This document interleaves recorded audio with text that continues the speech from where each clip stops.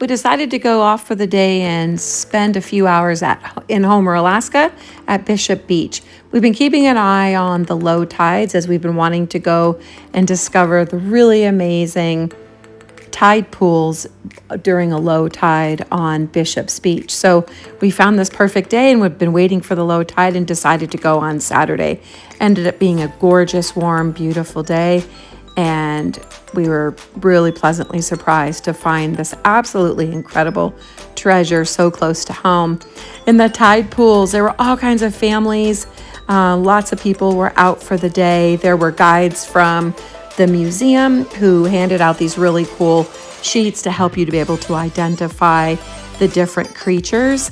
I don't have all of them identified, but as you go along, you probably know better than I do some of the cool creatures. Look how amazing you can see the volcanoes across the bay, and the tide got so low. I've never seen such a crazy tide before. Alaska is one of those really rare and unusual and really special places that has a crazy differential between its low tide and its high tide. It felt like we walked out for a mile. I don't know what the actual number, like the amount of distance or the number of feet that it was, but the tide itself was put at a negative 3.8 feet, 3.6 feet. And we just walked out for such a long period of time and just started being able to find these little treasures all amongst the rocks. Lots of seaweed, lots of cool little creatures. It ended up being just a really spectacular day. The Christmas anemone was one of my favorites. I've never seen that before. There were many, many different starfish. I had never seen such a variety before. There was a little girl walking on the beach. I wish I would have taken a photo. She had a bucket and she was collecting all the sea stars. And so there were so many in there. And there's actually one with blue tones, with pink tones. It was really cool to see. So we did see a few more purpley ones. We saw one, I can't remember what it's called. It might be called a starburst. I have to look on the identification sheet. There's a photo in here and it has 10 tentacles or arms or tentacles, whatever you call them. Pretty darn cool. I'm always surprised by the tides here and just how low they get. And then when they start to come back, so they recede really quickly, but then they return really fast too. So it's kind of crazy. You really have to keep a close eye when you are out on these low tides. If you're visiting Alaska, make sure you don't get caught out there as the water can rise really, really fast and actually surround you, and then you get kind of stuck in the sand. So you just need to be mindful of your surroundings and what's happening around you. Otherwise, it's super fun. There was a jellyfish, the reflection in the water, because it was this beautifully cool, calm day, was just absolutely incredible. We really enjoyed ourselves and had a fun time. Really glad that I wore my boots. I didn't wear my high boots. I will next time, but the views were epic. The beautiful sunny day.